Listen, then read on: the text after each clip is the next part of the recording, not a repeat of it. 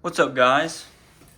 This is Clark Knives here, back with another video, and today we're just going to be kind of talking about a couple things. I got a shout out, of course, and then I got a couple of knives I'm going to talk about, and we're just going to do a little kind of, I guess, chill video talking about knives here. Oh crap, bumping the camera over here. Well, anyways, this feller Brian's Knives, no knife, dull life. Brian's Knives, he's another YouTuber here on, well, of course, YouTube.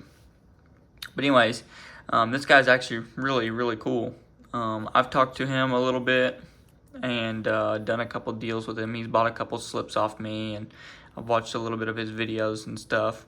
But anyways, I would halfway like to think that I inspired him to, I guess, go ahead and get his very first GEC knife. You know, I'm not going to take all the credit and blah blah blah, but you know, he commented on one of my videos, man, I really need to get my first GEC. Well, anyways, he finally ended up getting one.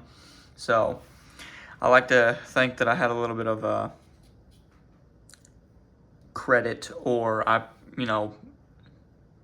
provided in that, or what do you call that? I instigated that a little bit, I guess you could say. But anyways, he just got his very first GEC knife.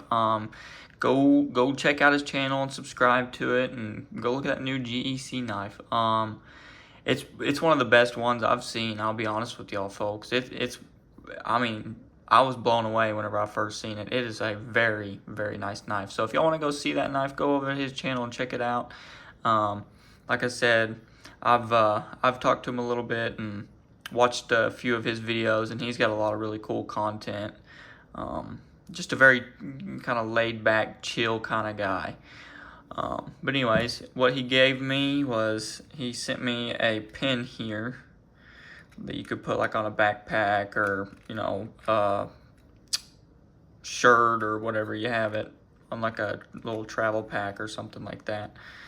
And then he gave me a case sticker, so I'm gonna find a good spot to put that. And then he also gave me a kind of like a holographic Brian's Knives video, which this thing is really cool, and this is probably what I'll end up putting on my gun cabinet. I put all of my fellow YouTube knife buddies stickers on the gun cabinet I have in my room here, and then I'll probably just keep this one for kind of like the backgrounds and stuff, and just for an extra. But anyways, now that we got that out of the way, definitely go subscribe. I'll link his channel in the description below. Go ahead and like, comment, and subscribe on some of his videos. As with mine, go ahead and hit that thumbs up button, the subscribe, and go ahead and comment if you want. But we're going to go ahead and get into it. First off, y'all have all seen this, and these are two knives that have been in my pocket here recently, and I actually really like having these two knives in my pocket. Hang on, I got my homemade tripod sitting in front of me here, and it keeps bumping the camera.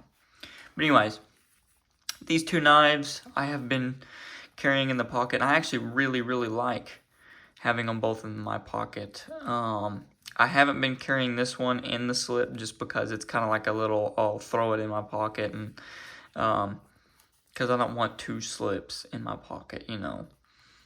So anyways, this is just me basically showing off one of my very first slips and what slip this knife rides in.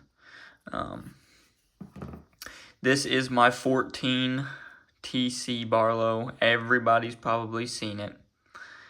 It's not very, new to this channel. I've had this thing for quite a while now, not too long. As you can see, it's got a pretty killer patina on the back spring there. Pretty good. And then it has the clip point in the satin finished. This is called Goldenrod Saw Cut, Tidiute Cutlery, Titusville, Pennsylvania. The etch is almost 100% gone. You can see it right there, just a hair. And then it's got the satin finish, of course, and some really good patina going. And this is after I've cleaned it, actually, I think 1 or 2 times. I wish you could see the bolster a little better.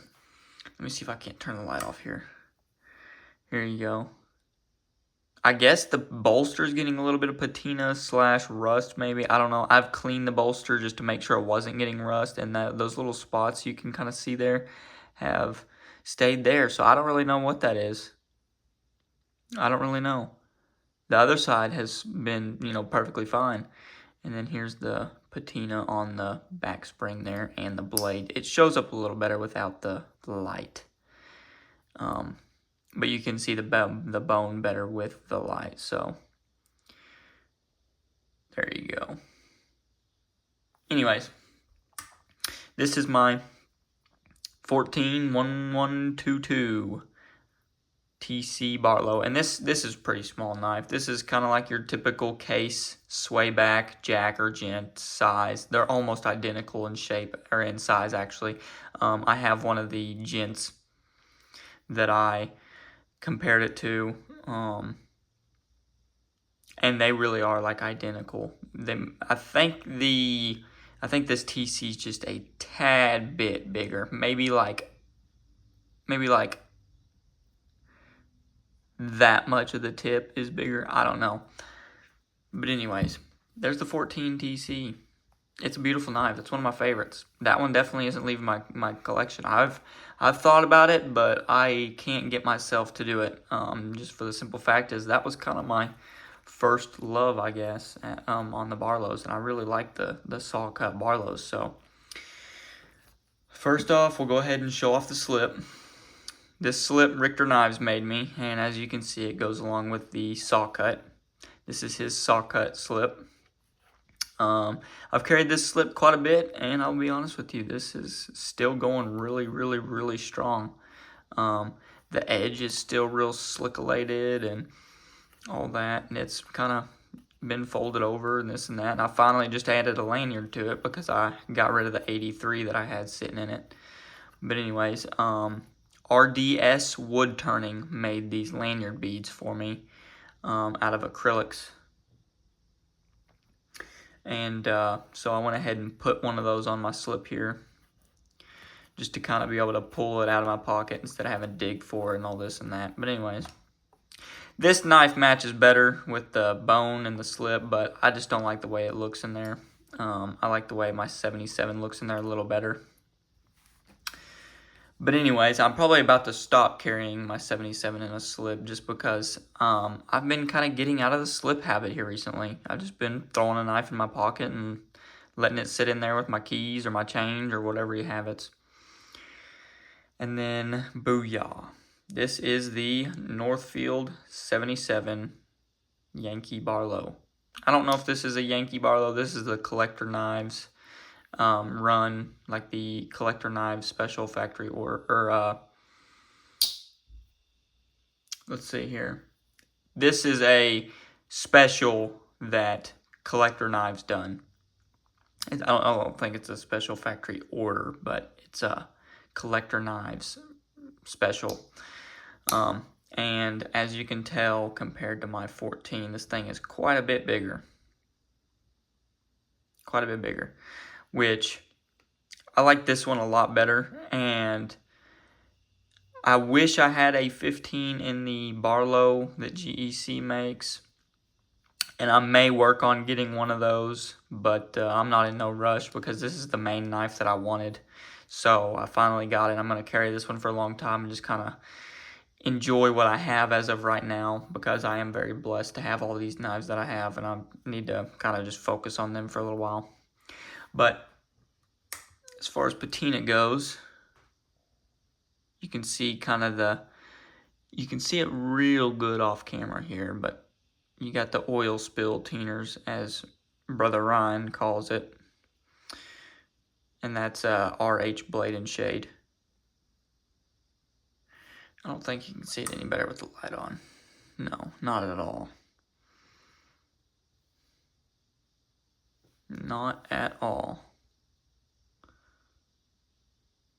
But anyways,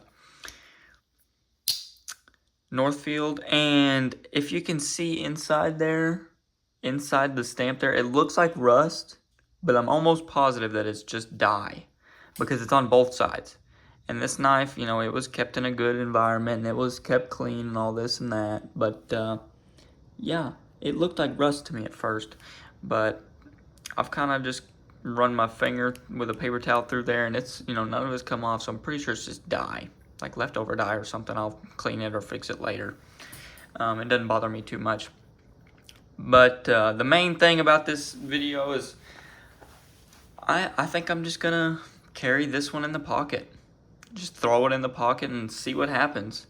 Like I said, I've been getting out of the slip game here recently. I still make them and all this and that, and you know, I'll carry them every once in a while, like I've been carrying this one. But it's just, I don't know. It's gotten to where it's been kind of a hassle, you know, because you gotta pull this knife out of your pocket, and then you gotta pinch it and pull it out, and then you gotta put it back in your pocket and get it out, and then you've got your knife ready. So it's more of a hassle kind of deal for me. I still really do like carrying a slip. I just think that I'm gonna stop carrying a slip whenever I'm at work. The slip will be kind of a weekend deal. Unless I've got a knife like this as to where I don't want the bone to get messed up or anything, or the bolster to get scratched or dinged up. But I like my bolsters to be scratched and dinged up and the bone to get pocket worn. That's just a personal thing of mine. So that's why I've been getting back out of the slips again. You can't really tell on these bolsters, but I've carried this one a lot, just open pocket, and you can't really tell all that well, but I looked really close at it today, and there's actually a lot of kind of little tiny indentions and scratches and this and that from my keys and change and all that.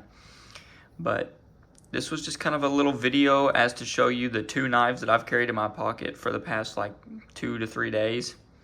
I did replace this one with my 66 whenever I first got this, but as far as that goes, I've had both of these in my pocket for the past 2 to 3 days or something like that. And then I've got one more thing for y'all, a Bible verse. I have been slacking on them. I've been slacking on everything with YouTube, really, honestly. So I'm gonna give y'all a Bible verse, and then that'll be the end of the video. And y'all can turn here if you want to. This is a King James Version Bible. And this is in John chapter 3, verse 29 here. And I got a little note up here that I wrote. Me and some of my family members do a Bible study every Wednesday. And they kind of explain it and help me and we just help each other, understand it better and figure out, what the verses mean and, go into detail and all this and that. We don't just read through it and then, we didn't get anything out of that. We read a verse and then explain it and talk about it and all this and that. But anyways, I'll zoom in here for you. Maybe my tripod's in the way. Here, let me move my camera up here some, maybe. Here we go. Okay, so like I said, if you want to turn with me, it's John chapter 3, verse 29. And it says, "He that hath the bride is the bridegroom, but the friend of the bridegroom which standeth and heareth him rejoiceth greatly because of the bridegroom's voice. This my joy therefore is fulfilled." Well, anyways, as you can see by my little note up here, bride equals the church, and then the bridegroom equals Christ. So we'll just read it like this, basically. He that hath the church is the Christ. So Christ has the church. But the friend of the Christ, which standeth and heareth him, rejoiceth greatly because of the Christ's voice. This my joy therefore is fulfilled. So I kind of hope that, you know, helps everybody understand the verse and all that. Whenever, you know, me and my family talked about that, it really cleared it up. And actually, because if you read this, I mean, it's going to be kind of hard to grasp your first go around. But whenever you read it and then really like study it and look at other, look at like notes that people have studied on this and kind of figured out, it makes it a lot easier. But really hope y'all enjoyed the video. Go ahead and hit that like button, the subscribe button, and the comment button. And we will see y'all later. Getting a little thumbnail here. Peace.